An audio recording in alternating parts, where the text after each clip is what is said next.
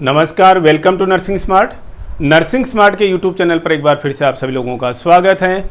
आज के इस सेशन में हम स्टडी करने वाले हैं DSSB को लेकर के कुछ बहुत ही इंपॉर्टेंट क्वेश्चंस। हम बार बार कह रहे हैं कि हम मिनिमम 70 to 75 क्वेश्चंस जो हैं आपको पार्ट 1 से गारंटी के साथ में करवा देंगे, और वो भी एवरेज बच्चों को। ऐसा नहीं है हम कोई टैलेंटेड इंटेलिजेंट बच्चों की बात कर रहे हैं, हम एवरेज बच्चों को 70 to 75 क्वेश्चंस पार्ट 1 में 100% करा देंगे। नर्सिंग का पोर्शन तो अभी अलग है, और नर्सिंग स्मार्ट सब लोगों से अलग क्यों है? जितनी भी कोचिंग इंस्टीट्यूट्स हैं, जितने भी टीचिंग इंस्टीट्यूट्स हैं, उनसे अलग केवल एक ही मैटर में है। वो लोग आपको DSSB तक 600 आवर्स पढ़ाएंगे, हम 150 आवर्स पढ़ाएंगे, 4 गुना कम। लेकिन उन 4 गुना कम समय में भी उनसे मैक्सिमम क्वेश्चन अच्छे कॉन्सेप्ट्स के साथ में अच्छे तरीके से आपको क्लियर कराएंगे। और जब एग्जाम आप देखोगे, जब एग्जाम में आप बैठोगे, तो आप रियलाइज करोगे कि क्वेश्चंस कहां से आए हैं और कैसे आए हैं, और जिन्हें याद करने का तरीका किस तरीके से आप कॉन्सेप्ट समझ करके लंबे समय तक याद रख पाए हो और एग्जाम को क्लियर कर पाए हो। तो जो बच्चे अभी भी इस असमंजस में हैं कि कहां से पढ़ें, कैसे पढ़ें, हम नहीं कहेंगे कि हमारे से पढ़े, लेकिन यस, हमारा कंटेंट जो है बहुत बहुत बेहतर है औरों की बजाय। यह हमें अब कहना पड़ेगा, हमें कहना ही पड़ेगा कि जो चीजें हम पढ़ा रहे हैं, ऐसा नहीं कि कहीं से भी कुछ भी उठा करके टोकरी में भर करके आप लोगों के सामने रख दिया, हाँ जी पढ़ लीजिए यहां से। हम कंसाइज पढ़ा रहे हैं, और बार बार हम बोलते जा रहे हैं, हमारा जो पढ़ाने का जो तरीका है, हम करेक्ट और करेक्टेबल इंफॉर्मेशन देते हैं, करेक्ट और करेक्टेबल पढ़ाते हैं। एनीवे, बिना समय गवाए शुरू करेंगे आज का ये सेशन। स्क्रीन पर क्वेश्चन देख पा रहे हैं, और क्वेश्चन क्या रीड कर रहा है भाई? Choose the word that can substitute the given sentence. यानी कि इनमें से वो वर्ड ऑप्ट करना है, वो वर्ड चूज करना है जो कि दिए गए सेंटेंस को सब्स्टिट्यूट कर सकता है। यानी कि उसका मीनिंग है a man who is womanish in his habits. ऐसा व्यक्ति जो अपने व्यवहार से, जो अपनी आदतों से महिलाओं जैसा हो, यानी महिलाओं की तरह से व्यवहार करता हो, महिलाओं की तरह से कार्य करता हो, ऐसे व्यक्ति को क्या कहा जाता है? अब हम चारों जो यहां पर शब्द दे रखे हैं, सबका एक एक करके मीनिंग पता लगाएंगे। सबसे पहले क्या लिख रखा है भाई? मिज़ैंथ्रोप। मिज़ैंथ्रोप का मतलब क्या होता है आपको पता होना चाहिए। मिज़ैंथ्रोप का मतलब होता है ऐसा व्यक्ति जो दूसरे लोगों से ईर्ष्या रखता हो, घृणा करता हो, नफरत करता हो, हेट रखता हो, ऐसे व्यक्ति को हम बोलते हैं भाई मिज़ैंथ्रोप। याद रखना, हम हर एक सब्जेक्ट, हर एक topic, Hindi, English, reasoning, GK, mathematics, हर एक की स्टडी साइंटिफिक तरीके से कराते हैं, इसलिए आपको एक एक चीज खोल करके बताएंगे। मिज़ैंथ्रोप का मतलब क्या होता है? ऐसा व्यक्ति, ऐसे व्यक्ति के लिए यूज किया जाएगा ये शब्द जो कि दूसरे लोगों से घृणा रखता है, ईर्ष्या रखता है, हेट रखता है, मिज़ैंथ्रोप। दूसरा वोकैबुलरी देखिए अब यहां पर आप, क्या है? एफेमिनेट। एफेमिनेट का मतलब क्या है भाई? ऐसा व्यक्ति जिसकी आदतें, जिसका व्यवहार, जिसकी आदतें, जिसका कार्य करने का तरीका किसकी तरह से है? वुमन की तरह से है, महिलाओं की तरह से है। उनके लिए वोकैबुलरी यूज की जाती है क्या? एफेमिनेट।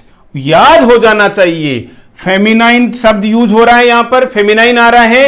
एफेमिनेट जिसकी आदतें महिलाओं की तरह से हैं, वुमन की तरह से हैं, उसके लिए हम वोकैबुलरी यूज करेंगे एफेमिनेट। तीसरा वर्ड है यहां पर अग्जोरियस। क्या है भाई? अग्जोरियस। अग्जोरियस का मतलब क्या होता है?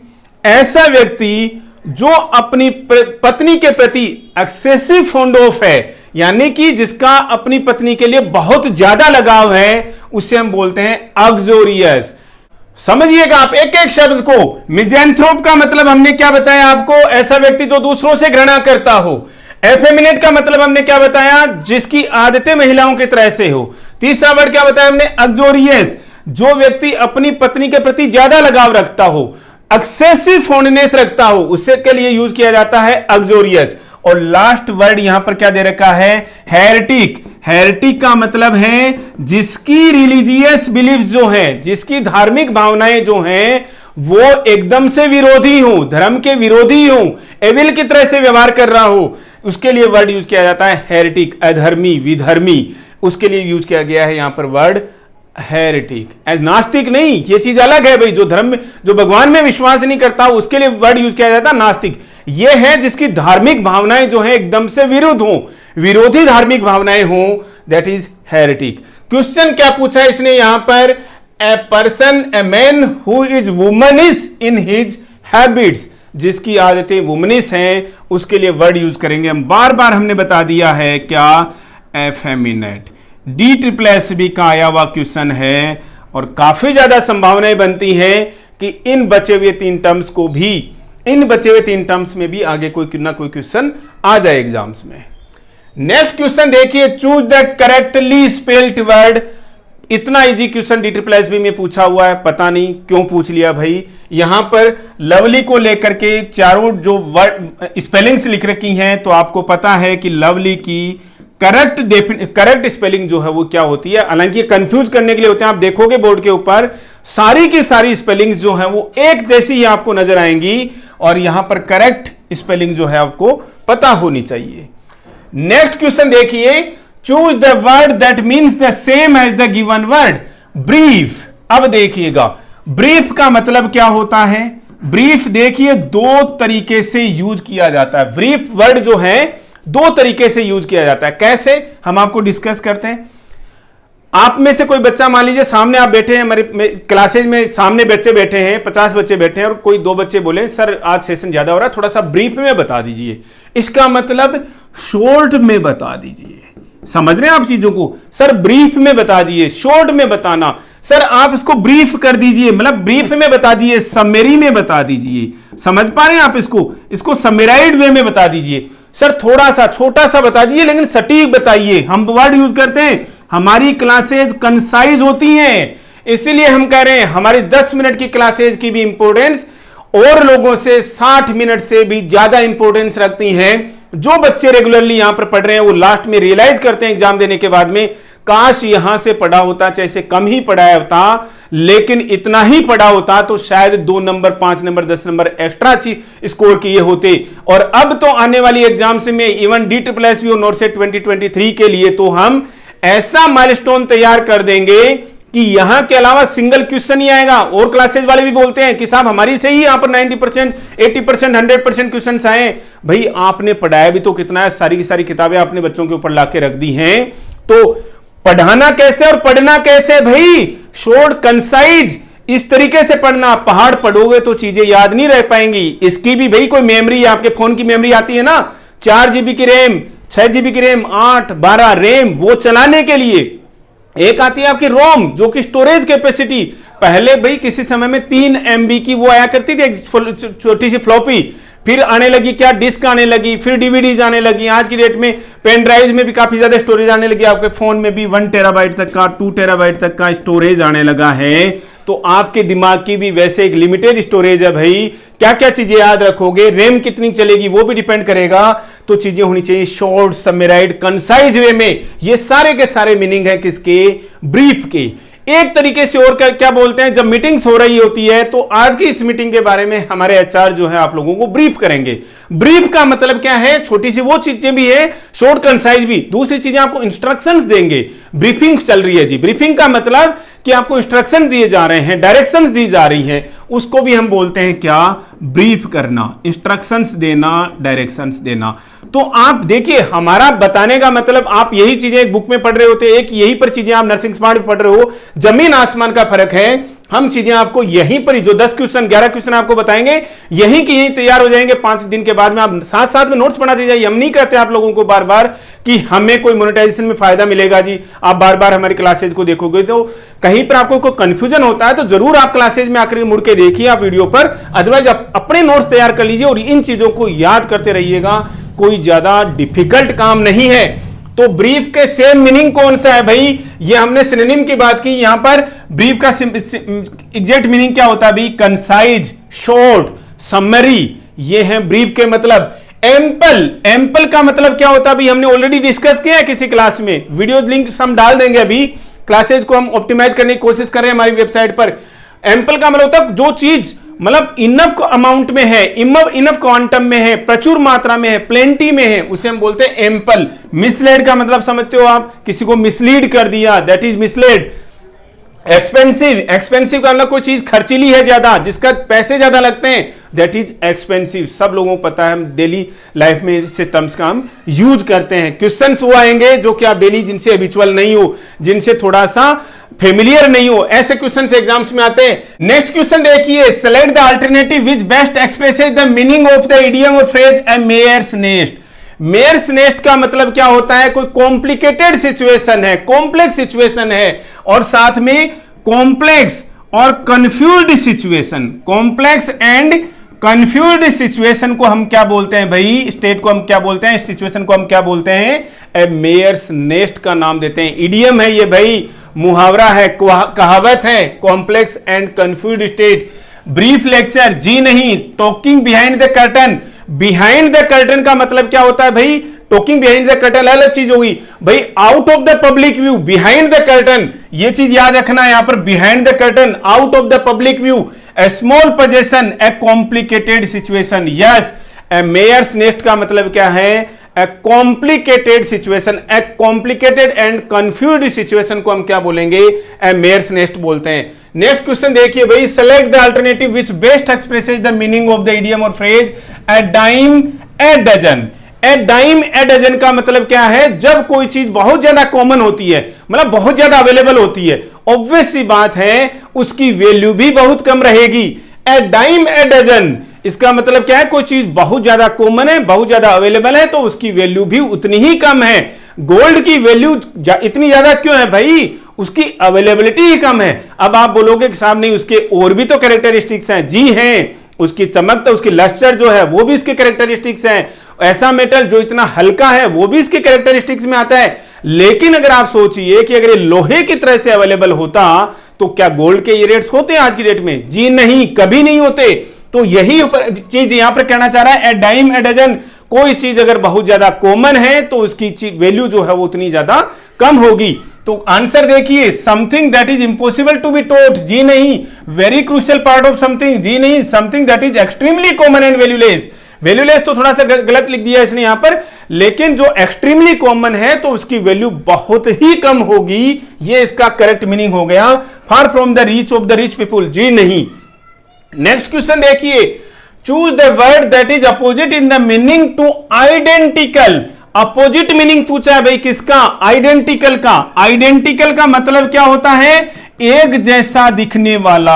हम मीनिंग्स की बात कर रहे हैं भाई, फिलहाल सिमिलर मीनिंग्स की बात कर रहे हैं। एक जैसा दिखने वाला मतलब सिमिलर, सिमिलर, लाइक, एक जैसा दिखने वाला। क्लियर समझ रहे हैं आप इन चीजों को? आइडेंटिकल मतलब होता है भाई सिमिलर, लाइक। तो इसका अपोजिट क्या हो जाएगा? इक्वल। ये भी भाई इसका सिमिलर ही हो गया। किसका? आइडेंटिकल का। हमें क्वेश्चन में पूछा भाई इसका अपोजिट यानी एंटोनिम पूछा है, तो एंटोनिम क्या हो जाएगा भाई? डिसिमिलर, अनलाइक, अनइक्वल, इस तरीके के वर्ड्स हो जाएंगे इसके। एक वर्ड होता है भाई डाइवर्स, ये भी क्या है भाई? इसका अपोजिट वर्ड है। किसका? आइडेंटिकल का। डिसिमिलर, अनलाइक, अनइक्वल, डाइवर्स, ये सारे के सारे अपोजिट मीनिंग्स हैं किसके? आइडेंटिकल के। आइडेंटिकल का अपोजिट आप किसको बोल सकते हो? एक जैसा का तो डिफरेंट, अलग अलग दिखने वाला, ये भी भाई इसका क्या हो गया भाई? अपोजिट हो गया। तो अब यहां पर देखिए, डाइवर्स, यस, ये आइडेंटिकल का अपोजिट है। रिनोन्ड, रिनोन्ड का मतलब क्या होता है? ऐसा व्यक्ति जो कि जिसका बहुत ज्यादा नाम है भाई, जानना पहचाना, जाना पहचाना, फेमस, एमिनेंट, जिसको जानते हैं, बहुत सारे लोग जानते हैं, उसे हम क्या बोलते हैं भाई? रिनोन्ड। ये कोई पर्सन के लिए यूज नहीं होता, ये किसी भी चीज के लिए, किसी कंपनी के लिए भी यूज हो सकता है, किसी वस्तु के लिए भी यूज हो सकता है। रिनोन्ड ऑब्जेक्ट हो सकती है, रिनोन्ड पर्सन हो सकता है, रिनोन्ड पर्सनैलिटी हो सकती है, रिनोन्ड कंपनी हो सकती है। रिनोन्ड यानी जो जाना पहचाना, जिसकी जो फेम जो है वो दूर तक फैली हुई है। एक वर्ड है क्या भाई? सोफिस्टिकेटेड। सोफिस्टिकेटेड हम वर्ड यूज करते हैं भाई सोफिस्टिकेटेड। और समझ लीजिएगा यहां पर हम 10 क्वेश्चन आप लोगों के साथ डिस्कस करने वाले हैं और ये एग्जाम्स में आपको इतनी चीजें हम आपको बता देंगे इन 10 क्वेश्चन में, जहां से आप पता नहीं कितनी चीजें, कितने क्वेश्चन जो हैं वो कर पाएंगे। 10 डबल ट्रिपल इतने क्वेश्चन हम आपको एक ही क्वेश्चन के अंदर करा दे रहे हैं। सोफिस्टिकेटेड का मतलब क्या होता है, हम ये वर्ड यूज करते हैं यार, वो बहुत ही सोफिस्टिकेटेड लगता है इंसान, है ना, लेकिन उसका एक्चुअल में मीनिंग क्या है? ऐसा व्यक्ति जिसको सोशल कल्चर्स के बारे में, सोशल फैशन के बारे में, सोशल अवेयरनेस के बारे में, जो सोशल ट्रेंड्स जो चल रहे हैं उनके बारे में ज्यादा पता होता है। ठीक है, मतलब आज के समय में कपड़े कैसे चल रहे हैं, हर लोग अलग अलग तरीके से पहनते हैं, लेकिन कुछ एक व्यक्ति होते हैं जो सोशल ट्रेंड चल रहा है उसी के हिसाब से कपड़े पहनते हैं, एकदम सोफिस्टिकेटेड। समझ रहे हैं आप इन चीजों को, सोशल कल्चर फैशन के हिसाब से।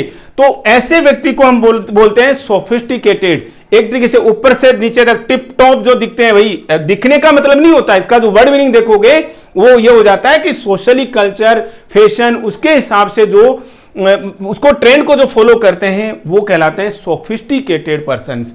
एक वर्ड है इनफॉर्मल। अब आप देखो दो वर्ड समझते हो आप, एक होता है फॉर्मल, एक होता है इनफॉर्मल, अलग अलग जगह पर यूज किया जाता है। अब हम यहां पर कपड़ों को लेकर के यूज करेंगे भी, फॉर्मल्स पहनने हैं, इनफॉर्मल्स पहनने। इनफॉर्मल्स का मतलब क्या हो जाता है कि यार कभी कभार तो है ना, एक कंपनियां डिसाइड करके रखती हैं कि साहब वेडनेसडे को या थर्सडे को आप टी शर्ट में आ सकते हैं, कैजुअल मतलब आराम से, जैसे अपने फ्रेंडली जो कपड़े होते हैं उनकी तरह से आप आ सकते हैं, फ्रेंडली ओकेजन की तरह से आ सकते हैं। दैट इज इनफॉर्मल वे। समझ रहे हैं आप इन चीजों को? फॉर्मल जो डिफाइंड है एक तरीके से चीजें ना, पर्टिकुलरली डिफाइंड है एक चीजें, एक फ्रेम डिफाइंड है जिन चीजों का, दैट इज फॉर्मल। इनफॉर्मल का मतलब जो यूनिफॉर्म डिसाइड है एक तरीके की ना, यूनिफॉर्मिटी डिसाइड है फॉर्मल में। इनफॉर्मल का मतलब क्या है, आप फ्रेंडली ओकेजन के हिसाब से कुछ भी फॉलो कर रहे हैं, दैट इज इनफॉर्मल वे। तो आइडेंटिकल का अपोजिट क्या हो गया अभी यहां पर? डाइवर्स। नेक्स्ट क्वेश्चन देखिए, select the most appropriate idiom of the given meaning, get fired from the job। अब देखिए यहां पर 4 जो है idioms लिखी हुई हैं, इन idioms में से किसका मीनिंग ये निकलता है get fired from the job। सबसे पहले देखते हैं भाई, get your working papers। सबसे पहले इसका इतिहास हम आपको बता दें, get your working papers का मीनिंग क्या है, कहां से आया ये get your working papers? यानी जो प्रिजनर्स होते थे वो जब रिहा हो रहे थे, जब वो छूट जाते थे अपनी जेल से, तो उन्हें बोला जाता था कि भैया आपकी रिहाई हो गई है, आप रिहाई के पेपर अपने ले लीजिए। तो वहां से ये idiom I, gate your working papers. ठीक है ना, gate your working papers, yours नहीं भाई, वर्किंग पेपर्स। अब आप एक समझ लीजिए, आज के समय में इसका यूज कहां किया जाता है? अगर किसी को नौकरी से निकाल दिया जाए, जॉब से निकाल दिया जाए, तो उसके लिए यूज करते हैं फायर कर दिया जाए, gate fired from the job. मतलब किसी को नौकरी से निकाल दिया जाए तो उसके लिए इडियम है गेट योर वर्किंग पेपर्स, आप अपने पेपर लेते जाइएगा। इसका मतलब भैया आपको यहां से नौकरी से निकाला जा रहा है। जॉब भी तो आज की डेट में एक तरीके से जेल की तरह से ही है भाई, इसीलिए ये इडियम आई है यहां से, गेट योर वर्किंग पेपर्स। इसका मतलब है fired from the job, job से निकाल दिया गया है। तो इसका आंसर हमें मिल गया, लेकिन हम और भी चीजें देखेंगे। आइवरी टावर, आइवरी टावर का मतलब क्या होता है? आइवरी टावर का मतलब है इस दुनियादारी से, इस दुनियादारी की समस्याओं से, रोजमर्रा की जो जिंदगी चलती रहती है आपकी, प्रतिदिन की जितनी समस्याएं, जितनी टेंशन, जितना स्ट्रेस है, उससे कहीं दूर आप पहाड़ों में, हिमालय में जाकर के आप आराम से एकांत में रहो, कोई टेंशन नहीं है, that is called as ivory tower. समझ रहे हैं आप? एकांत में जाकर के रहना, कोई टेंशन नहीं रहना, मतलब ऐसा नहीं कि वहां से जाकर के भी घर की टेंशन ले रखी है, सारा सन्यासी ले लिया एक तरीके से, उसके लिए इडियम यूज होती है भाई आइवरी टावर। एक होता है idle hands are the devil's tools. Idle hands are the devil's tools का मतलब क्या होता है? अभी खाली बैठे रहोगे तो कुछ ना कुछ शैतानी करोगे। आइडली हैंड्स इसी की तरह से ना, आइडल ब्रेन्स है, उसकी भी इडियम बनी हुई है, यानी खाली दिमाग शैतान का घर, तो उसके इक्विवेलेंट इडियम है ये, idle hands are the devil's tools, यानी कि आप खाली बैठे रहोगे तो कुछ ना कुछ शैतानी करोगे ही करोगे, उसके लिए ये यूज होती है idiom idle hands are the devil's tools. Hit below the belt, hit below the belt का मतलब होता है किसी की कमजोरी पे मारना, किसी की कमजोरी पे फायदा उठाना, अपने फायदे के लिए अनफेयरली तरीके से किसी पर भी वार करना, किसी की कमजोरी पर वार करना। समझ रहे हैं आप इस चीज को? किसी की वीकनेस पर वार करना अनफेयरली तरीके से, उससे बोला जाता है हिट बिलो द बेल्ट। समझ रहे हैं आप इस चीज को? इसको आप गहराई में भी समझ सकते हैं। हिट बिलो द बेल्ट का मतलब है कि भाई आप किसी की वीकनेस है उस पर वार कर रहे हैं, कैसे? अनफेयर तरीके से, जो कि एथिकली अलाउड नहीं है इस तरीके से वार करना। Hit below the belt. यहां पर 4 इडियम्स आपको सीखने को मिली है और हम बता रहे हैं कि आपको इतनी चीजें हम धीरे धीरे करके DSSB तक सिखा देंगे कि सवाल ही नहीं होता कि आप कंपटीशन नहीं दे पाएंगे। यही तो रीजन हम बार बार कहते हैं मेरिट थोड़ा सा हायर साइड चली जाएगी अब की बार। समझ गए भैया, हमारा एक क्वेश्चन बहुत इंपॉर्टेंट था, get fired from the job. इसका मतलब भैया किससे होता है? Get your working papers.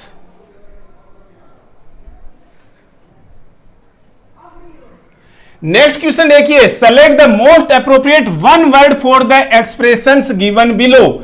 यानी कि ये एक्सप्रेशन आपको दिया गया है और इसके लिए एक वन वर्ड जो है आपको सेलेक्ट करना है। क्या लिखा है? ए ग्रुप ऑफ गन्स एंड और missiles launchers operated together at one place. यानी कि गन और मिसाइल लॉन्चर्स का जो ग्रुप है जिसको एक ही जगह से ऑपरेट किया जाता है उसको हम क्या बोलते हैं?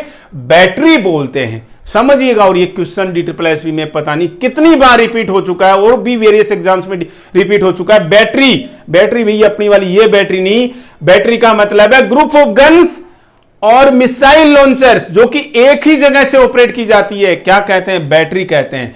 सेमेट्री का मतलब क्या होता है भाई? कब्रिस्तान के लिए शब्द यूज किया जाता है। स्कैटरी का किसके लिए यूज किया जाता है? रेस्टलेस के लिए इसका यूज किया जाता है। साल्ट्री का मतलब क्या है? कि म्यूजिकल इंस्ट्रूमेंट है, जिस तरीके से स्ट्रिंग्स आती है उसी तरीके का एक पुराना म्यूजिकल इंस्ट्रूमेंट है। तो समझिएगा, ग्रुप ऑफ गन्स और मिसाइल लॉन्चर्स जिसको एक ही जगह से ऑपरेट किया जाता है उसे हम बोलते हैं बैटरी। बहुत इंपॉर्टेंट है। साल्ट्री का मतलब म्यूजिकल इंस्ट्रूमेंट है। स्कैटरी का मतलब रेस्टलेस कंडीशन को बोलते हैं स्कैटरी। और सेमेट्री का मतलब है कब्रिस्तान के लिए जहां पर लोगों को जलाया या गाड़ा जाता है, दफनाया जाता है, इसे हम बोलते हैं क्या? सिमेट्री। नेक्स्ट क्वेश्चन देखिए, choose the incorrectly spelled word. यहां पर ये क्वेश्चन आएगा ही आएगा एग्जाम के अंदर। स्पेलिंग को लेकर के 1 या 2 क्वेश्चन आपको एग्जाम्स के अंदर मिलेंगे ही मिलेंगे। ऑब्वियस सी बात है, जिन शब्दों से आप फेमिलियर हैं वो ऐसे क्वेश्चन तो मिलेंगे नहीं, कुछ क्वेश्चन अलग ही मिलेंगे, इसलिए अच्छी प्रिपरेशन करनी पड़ेगी। इसका मतलब ऐसा भी नहीं है ये क्वेश्चन तैयार कर लिया तो हमारा क्वेश्चन तैयार हो गया जी। आपने चारों के चारों ऑप्शंस वाले जो क्वेश्चन जो वोकैबुलरी है वो अच्छे से तैयार करनी है। यहां पर फॉरस्टाल, फॉरस्टाल सही नहीं लिखा हुआ भाई। फॉरस्टाल का मतलब होता है ये फॉरस्टाल। स्टाल का मतलब किसी चीज को रोकना, हाल्ट करना। फॉर का मतलब पहले ही कोई अप्रिय घटना हो जाए, कोई घटना घटित हो उससे पहले ही रोक लेना, उससे बोलते हैं जो एक्शन लेना। रोक लेना मतलब एक्शन लेना, रोकना जरूरी नहीं है कि रोक लिया जाए। कोई घटना घटित होने से पहले ही रोकथाम के लिए, प्रिवेंशन के लिए आप जो एक्शन ले रहे हो उससे बोलते हैं हम फॉरस्टाल। नेक्स्ट क्या है भाई? ये इसका करेक्ट, ये इनकरेक्टली लिखा हुआ था भाई, FORE होना चाहिए। ऑप्शन तो हमें मिल गया, कोई नहीं।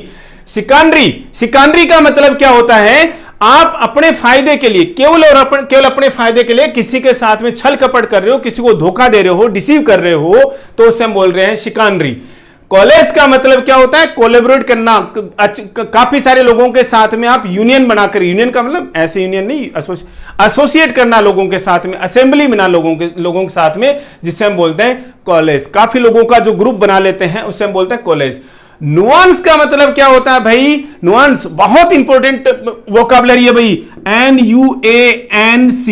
न्यूसेंस नहीं है भाई, नुआंस है। नुआंस का मतलब क्या होता है? अगर कोई वर्ड्स मतलब कोई मीनिंग में एक जैसे ही नजर आता हो, साउंड में एक तरीके से ही नजर आता हो, फीलिंग्स में एक जैसे ही नजर आ रहा हो, जिनके बीच में बहुत ही कम डिफरेंस हो, यानी कि कोई चीज में मीनिंग में, फीलिंग्स में, साउंड में बहुत ही माइन्यूट डिफरेंस हो, उसके लिए यूज की जाती है वोकैबुलरी क्या? नुआंस। तो यहां पर आप समझिएगा ये सारे के सारे करेक्ट हैं कि सिकानरी जो है वो करेक्ट है, कॉलेज जो है वो करेक्ट है, नुआंस करेक्ट है, फॉरेस्टाल की स्पेलिंग जो गलत है और इसका मीनिंग भी आपको पता होना चाहिए। फॉरेस्टाल का मतलब क्या होता है? कोई घटना हो उसको होने से पहले ही रोकने के लिए जो एक्शन लिया जाता है उसे हम बोलते हैं फॉरेस्टाल। लास्ट क्वेश्चन है भाई, select the word that is similar in meaning. Synonym पूछा गया किसका? वोलेटाइल का। वोल्टाइल का मतलब क्या होता है भाई? हमने बार बार हम डेली लाइफ में इसका मीनिंग जो है वो जो वर्ड जो है यूज करते हैं वोल्टाइल। वोल्टाइल क्या होता है? आपने केमिस्ट्री में पढ़ा होगा, वाष्पशील चीजों के लिए जो जल्दी से भाप बन जाती है उसको हम बोलते हैं वोल्टाइल। जल्दी से भाप बनने का मतलब ये पानी था यानी कोई लिक्विड था और ये क्या बन गया भाई? वेपर बन गया, भाप बन गई इसकी, ठीक है। तो ये जल्दी से बन गई तो हम उससे बोलते हैं हाईली वोलेटाइल। समझ लो, पानी की बात नहीं कर रहे, कोई भी ऐसा लिक्विड, कोई भी ऐसा सॉल्यूशन, कोई भी ऐसा केमिकल जो कि जल्दी से किस स्टेट में आ जाए, लिक्विड से गैस स्टेट में आ जाए, उसे हम बोलते हैं हाईली वोलेटाइल। तो इसका मतलब वोलेटाइल का मतलब जो जल्दी से बदल जाए, जल्दी से बदल जाए का मतलब जो कि स्टेबल नहीं है, यानी कि अनस्टेबल, यानी कि जो सेटल नहीं हो पा रहा है भाई, इसका मतलब क्या होगा भाई, अनसेटल्ड। समझ रहे हैं आप इन चीजों को, वोलेटाइल, अनसेटल्ड, अनस्टेबल। एक और वर्ड इसके लिए भाई यूज किया जाता है, वो क्या है, बोयंट। बोयंट का मतलब भी क्या है, BUOYANT। बोयंट का मतलब क्या होता है भाई, वोलेटाइल, जो कि एक जगह पर स्थिर नहीं है, स्टेबल नहीं है, सेटल्ड नहीं है, वोलेटाइल है, हाईली वोलेटाइल है। हाईली तो चलो और ज्यादा हो गया, उससे हम बोलते हैं बोयंट, BUOYANT, बोयंट। और ये भी बहुत ही इंपॉर्टेंट क्वेश्चन है, और बोयंट जो है ये बहुत इंपॉर्टेंट वोकैबुलरी है भाई, सबको पता होना चाहिए। यहां पर डिपेंडेबल नहीं, बोयंट यस, कांस्टेंट जी नहीं, और स्टेडी। कांस्टेंट तो एक तरीके से इसका एक तरीके से उल्टा हो गया, मतलब एग्जैक्ट अपोजिट नहीं है, लेकिन वोलेटाइल का लगभग क्या हो गया, अपोजिट या एंटोनिम हो गया। क्या, कांस्टेंट, स्टेडी जो है दोनों के दोनों क्या हो गए, एक तरीके से लगभग अपोजिट मीनिंग आपको यहां पर दे रहे हैं। आज के छोटे से सेशन में यही क्वेश्चंस थे। हम आप लोगों को बार बार याद दिला देना चाह रहे हैं, नर्सिंग स्मार्ट पे जो भी चीजें आपको पढ़ने को मिलेंगी यूनिक है, कंसाइज हैं, करेक्ट हैं, करेक्टेबल हैं। करेक्टेबल की स्टेट तक तो हम जाने ही नहीं देते, बहुत ऑलरेडी बहुत एडवांस से मेहनत कर चुके होते हैं उन चीजों के ऊपर, उन क्वेश्चंस के ऊपर, तो ऐसी स्टेट में नहीं आने देते कि ऐसे कोई एरर का हमारे पास में कोई चांस रहे। फिर भी अगर ऐसा कोई करेक्शन का कोई चांस रहता तो ऐसा नहीं रहता, कोई ब्लंडर नहीं रहा होता कि नहीं यार ये तो बहुत ही ज्यादा ब्लंडर हो गया थी, क्या चीज थी और हमने क्या बता दिया। यहां पर आपको बार बार याद दिला दें कि हमने अपनी वेब पोर्टल पर क्लासेज को ऑप्टिमाइज करने की कोशिश कर रहे हैं। काफी क्लासेज हमने वहां पर अपडेट कर दी हैं, आप जाकर के आप डायरेक्टली वहां से क्लिक करते ही वीडियो सोर्स को आपको नेविगेट कर देगा, जहां से आप हमारी क्लासेज को एक्सेस कर सकते हैं।